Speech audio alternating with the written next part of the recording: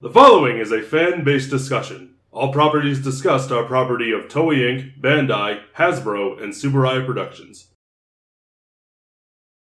We're gonna try it again. No, that was perfect. I thought that was funny. Let's keep going. Hello, everybody. Welcome back to another. Time and time again. It's been a while for me, and I've just been playing Pokemon nonstop for a week and a half. Same. Very much same. But this time, we're focusing on the Martial Arts Sentai. Mm-hmm. So we've got Maskman, Dairanger, and Gekiranger. Now, I really want to focus on the martial arts aspect of this. I know on some of the past ones we've gone a little tangent-y. You. All of us. It happens. I'm not saying we don't get tangent, but you like to just do little mini reviews of the shows as opposed to... It happens. Anyway, let's focus on how they incorporated the martial arts aspect. And the aspect of ki as just an energy source. Because those two are usually tied together. They are usually tied together, but one is not... the key aspect is not necessarily required. For this time it is. Because all three deal with that, with the martial arts aspect being... Gekiranger was more about animal spirits, or... No. Energy projection. Okay. All three did it. But we're going to talk about Maskman first, unfortunately. Despite how we may feel about the show, yes. How did they incorporate the martial arts aspect? Now, I feel like... Different characters had different fighting styles. Which is... I feel like it wasn't as pronounced here. It was not as pronounced here. It was more pronounced when they were out of suit. Yes, and that's sort of what I do want to focus on here, because I'm mostly talking about blue and yellow. Your favorite characters of the show. And there's a reason for that. But because they're the only good characters of the show. Also true. They had the only good scenes. Valid. I wonder how long we can keep him doing that. But yeah, really those two in the brain. Someone needs to just freeze your and make that a shirt. Those two more than anybody else in the show really emphasize the actual martial arts aspect of it. Especially Blue. Blue with the double straight sword style and just being able to fight with that weapon. Mm-hmm. He really exemplifies, alright, this is a martial arts Sentai. This is what we do here. I can do this. Yeah. Mm-hmm.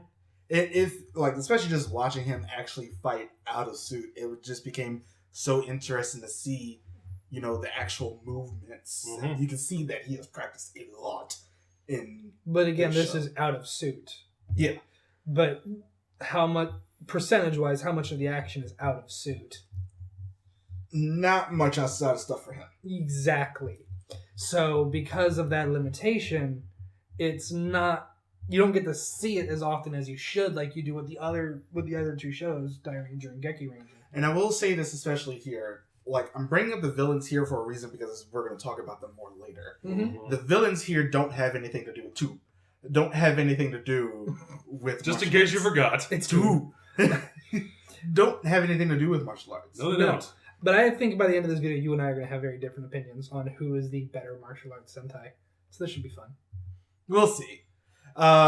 Especially here. Now, let's talk about energy projection. Let's talk about ki and how they... Aura power. Aura power! As it is known in Maskman. Yes. And of course, all three really do end up calling it something different. Yes. But here, they don't really do much with it. No. They use it more of focusing back onto your center.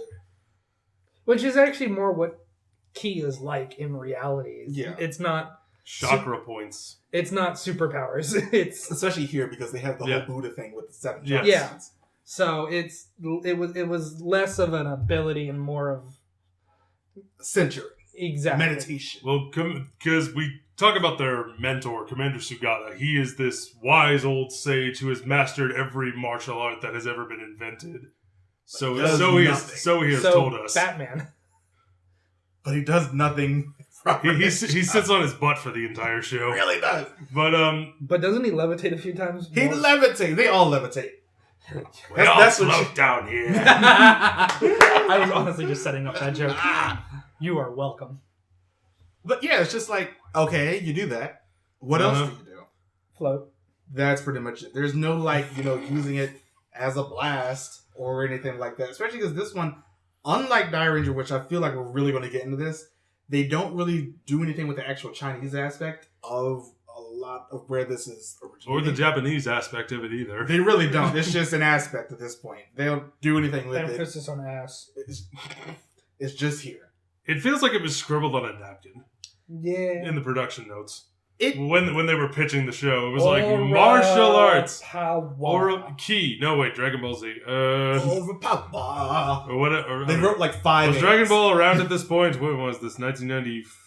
1987. Probably not, actually. Why do I feel like Dragon Ball started in 86? Let's look this up. But Dragon Ball probably didn't really hit its stride. No, it took a while because it didn't really get that super popular until Z. Dragon Ball was 84. Okay, it was there. I feel like the anime was out by this point too. Because I remember that's late 80s. Google. I've got it. 86. Same year. Well, year after. Oh. Well, year It before aired during it because it was 86 to 89. Yeah. Not a big fan of the original Dragon Ball. We'll talk about it later. The extra martial arts aspect, though, it's just like, especially with red, black, and pink, I don't remember them really doing much in terms of martial arts. No. Yeah. It's like, there were some differences, especially black. What? Pink we saw doing like Tai Chi, especially when she was doing it with the kids. You know what's kind of sad to think about? What? How black looks like a foot? Well, I was gonna more say, would it be fair to say that Mighty Morphin Power Rangers incorporated martial arts a little more than Maskman did? They did. Yeah. Because I'm gonna say yes. They didn't really necessarily do ki, but full. They all practiced karate. Or gymnastics. Or hip hop keto. Or I'm about to say dancing in terms of him and Ashley. Yeah. So, but yeah, it's just like So that's just kind of sad. I just don't really remember. I don't know that it's sad. It just speaks to the time. Or no, just the way. Just the one was incorporated better than the other. Yeah. Especially. Though I think the one was a theme of the show, while the other was a story point to not have to explain how a bunch of teenagers could kick monster ass. But yeah, I'm getting with Maskman. I think what I can glean the most from it is martial arts was not the focus; it was the aura. Yeah, and that just sort of tied. It's like, we can kind of tie this into martial arts, especially because in this case, it took such a backseat to the love story aspect of the show. Mm-hmm. It's just like there was really nowhere for them to go outside of the field. The love story took a backseat to everything else. That's true. But yeah, not a great first shot at martial arts. But their next attempt was much more focused on that aspect. Yeah. Mm-hmm. It was a lot more focused. Holy fuck. This was like the show for it. Mm-hmm. Pretty much. So we get to the next one. So we've got 5 people who... 6 later. But 5 people who specifically focus on a different style of kung fu or different level or different style of martial arts. Yeah, they do. And they also bring in the 5 elements of Chinese mythology a little bit. Mm-hmm. Although they do separate it out, which I think is like the weirdest thing. Wasn't it based off constellations, or am I losing my mind? Wuxing. Gotcha. Yeah. Because, I mean, you have the 5 elements of the 5 phases, rather, of Wuxing in Chinese philosophy, which is wood, fire, earth, metal, and water. So we sort of got that, but at the same time, we sort of didn't. About to say, I was trying to remember who in my head was to who, and I'm like, we have fire, which is the obvious one. Obvious. Yes. But we had, instead of water, blue got gravity? I mean, water's heavy. So is wood. So is metal. Yeah. And what was it? Gekiranger sort of got that, but his dealt more with sound. Did it? His Megazord shot fireballs. You don't remember when he actually used his power for the first time? It was like a whole bunch of hard rockers and metal. Oh, really? I thought it was just him summoning wind to blow up women's skirts. No, that was just terrible. But going back to the actual martial arts aspect of this, we got so much in terms of martial arts in this show. From the core 5, not so much the 6th one, Jin. The Drunken Fist. Drunken boxing. Still my favorite thing of this show. Fucking Jackie Chan, best movie. It's a great movie. And yeah, we also got the whole rivalry between Ryu and Jin. And then we got literal, I think key training. Key fortification. Yeah. Fortification, Master Kaku. Key of attention. Master Kaku. The emphasis on yin and yang. And the balance between them. This show did extremely well when it ends up coming to the actual martial arts and key aspects of the show itself. Because especially coming off of Maskman, it shows them really working towards this. Like seeing Ryu in that like hard spring outfit, him training in that. And I'm sitting here like, you're gonna die, but he doesn't. So, but just like with Maskman, the villains didn't really seem to incorporate that as well either. They were very, monsters made out of clay, but monsters who just, I'm evil for evil. They were an ancient evil tribe. But again, they didn't really seem to embody this aspect of martial arts and ki. Yeah, this was much more on this side of the actual Dairangers themselves. Kujaku in her peacock style, and Jin. Although he wasn't really a main villain, he was much more an occurring rival. Yeah, definitely a rival. Yeah, an antagonist, but not a villain. Yeah, but definitely a very, very traditional look at martial arts. Because we got several different styles, which are a lot more differentiated and pronounced than they were from Maskman. Where really in that one you can definitely see the difference. Yeah, really in that one you can only identify like two. Here it's just like across the board. And and no one has like a signature weapon, but all the weapons they do get are. Gekiranger. I meant out of the core 5. Gekiranger gets a Dao. Yeah, Kiba gets a Dao. But everybody else can get different things, bow staffs and spears and all this other things. And the heads on those weapons were all different across the board for them when they actually changed them out. I don't think we actually got to see all of them in the show, which is a little sad. But it's still really interesting to see how much they brought from an actual Chinese mythology perspective.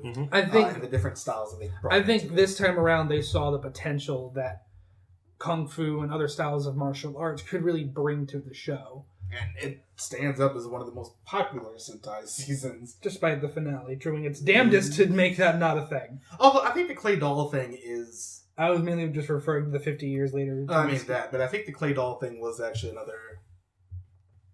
I know it's based somewhere in Chinese mythology with the Clay Doll thing. See, I can't stop thinking of Wonder Woman. Sculpted from clay? Yeah. Well, yeah, but they also have like the army. Tomb of the Dragon Emperor? Yeah. I knew it. Which we're not going to talk about from the Mummy. But I like that movie. That movie's not bad, actually. It's not.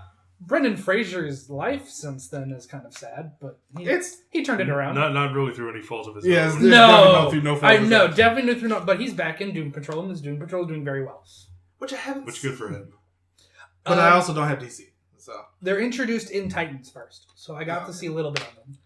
So we'll talk about that. We'll talk about that when we're done. Yeah, but for these, back to Dairanger. I just love how much is like there's so much differentiation between the 6 of them. Really, I love watching that. I think that's the thing that just makes it. Every single time I watch this show, I'm never tired of it. So, and this is my opinion. They took this. And they honestly cranked it up to 11 with Gekiranger. They did. I'm not gonna lie. Because not only are the 3 to 5 heroes cemented in their own different style of martial arts, plus giving them more, and all of the villains have their own specific style of martial arts. Masters. They took martial arts and went, that is the plot.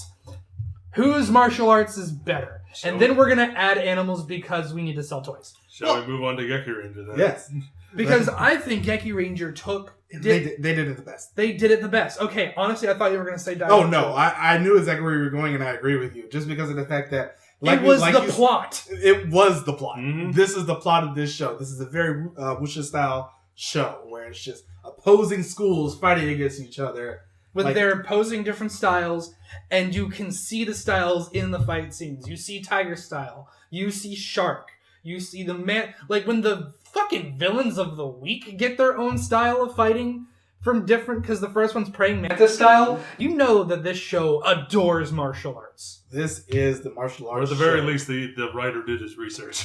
Oh yeah, this is the martial arts show for the Sentai watcher. And if anything, the leg up I give this over Dairanger is that the finale is so satisfying. Well, I'm not to that theme where they've then learned the styles of the opposing school to learn full balance.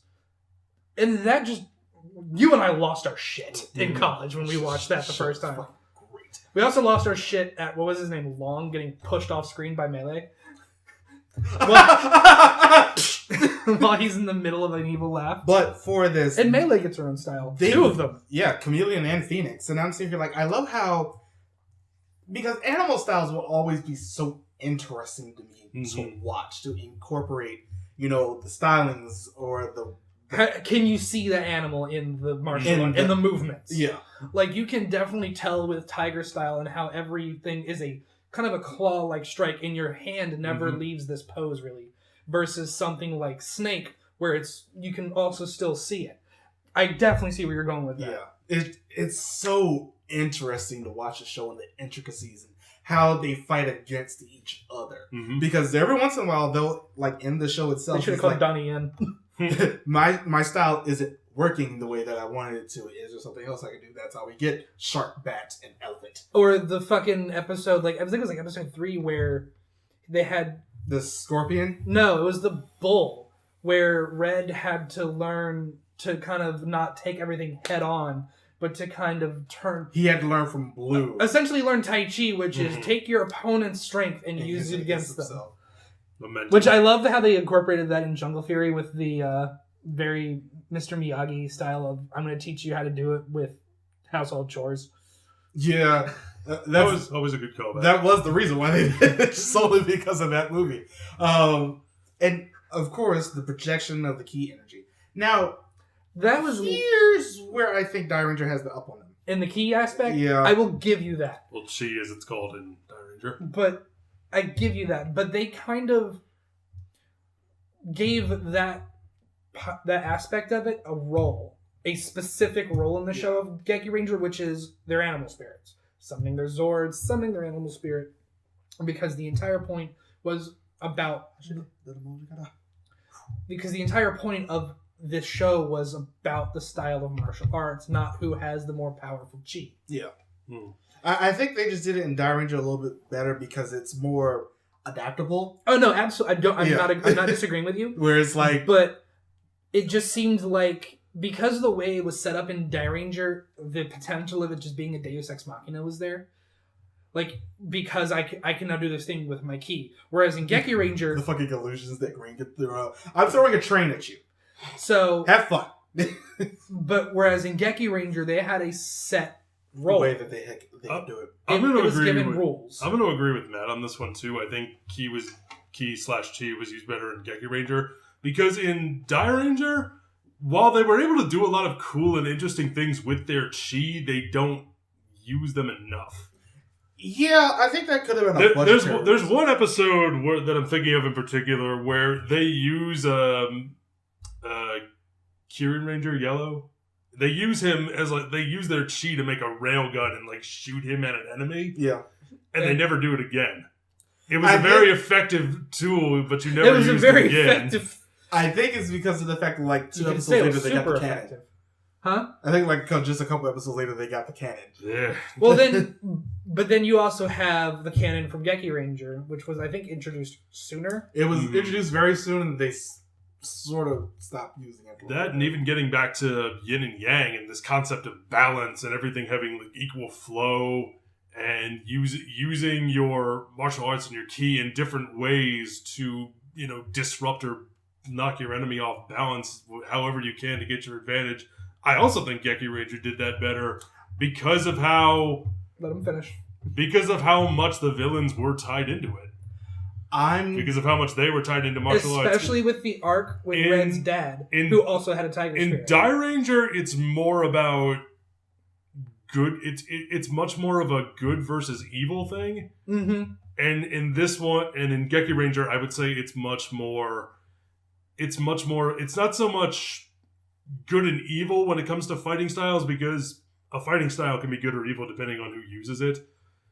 If you get what I'm saying... No, I get what you're saying. I feel like I'm just rambling. No, because it wasn't really good versus evil in Gekiranger's case, because by the end of it, they weren't trying to beat the villain, they were trying to save him. Mm-hmm. I don't remember what he was called in Gekiranger. I was going to say Daishi. I think it was Xiao... Nope. Ryo-sama? Ryu was lost. It was essentially... I know I'm making a very, very odd comparison. It was almost like Lifeman. But not as extreme. No. Obviously. Because they didn't murder everybody at the beginning. No. But it was still the whole thing of... Like, I think especially with Red is, I still see good in you. Where is it?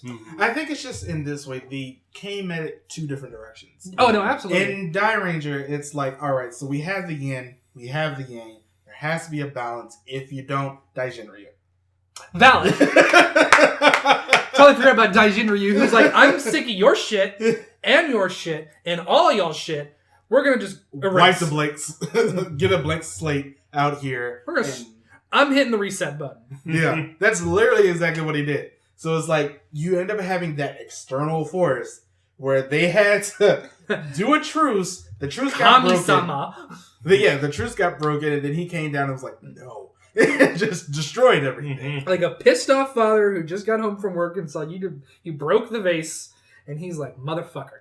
Now, what did I tell you? I will say that Gekiranger does leave the balance there better. Because of the way that Dairanger ended where the Gorma it wasn't by force. Well, yeah, Gorma... It was learned very naturally and accepted. It wasn't balance or die. It wasn't Daddy reaching for his belt buckle. Well, no, I just think that... And I love how we're just completely leaving Maskman out of this. No, because Maskman loses. What was what did Maskman have to offer? Ask yourself this. And do not say dual wield swords. What did Maskman have to offer? Tube.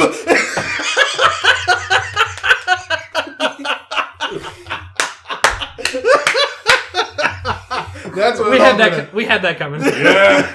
Anyway, but it's just like between these two, because of the way that the Dairanger style, the way that Dairanger ended, and the fact that the Gorma were just pretty much wiped out for another 50 years. Yeah.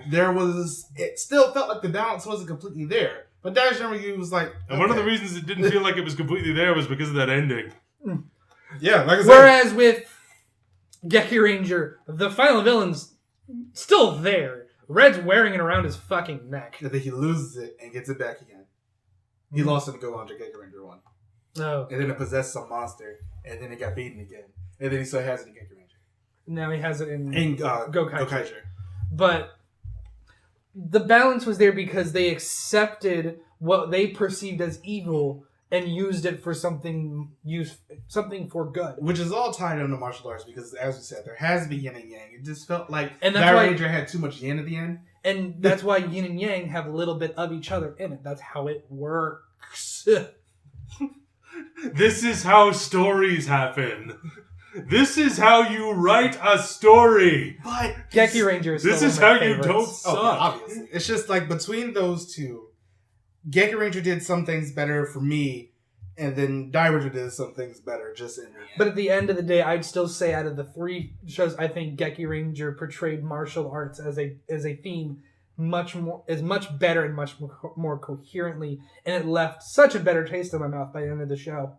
Yeah, no matter how much we love Dairanger, Gekiranger just did something. Like, Dairanger's always going to be top tier. One of the top tier for me, but I see Zagari coming from on Gekiranger, and Gekiranger did extremely well as well. Mm-hmm. Also, it's so good to look at. It's so aesthetically pleasing.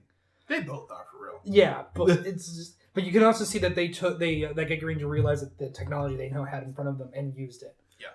Also, I've never seen Muay Thai used in such a way before, and it was nice to see that style. Sure.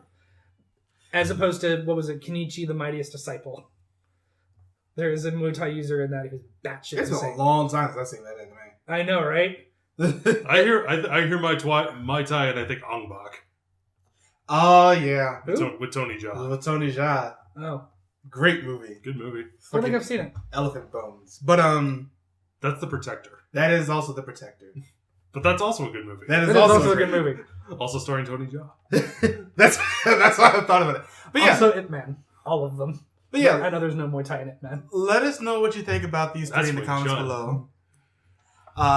As always, follow us on all the things. Yes. Next time, we are doing animal themed. Animals. And as opposed to just, their looks are based off of animals, we mean that animals are a driving point in their plot. Yes. So we're doing Zoojer, we're doing Gingaman, and we're doing Gao.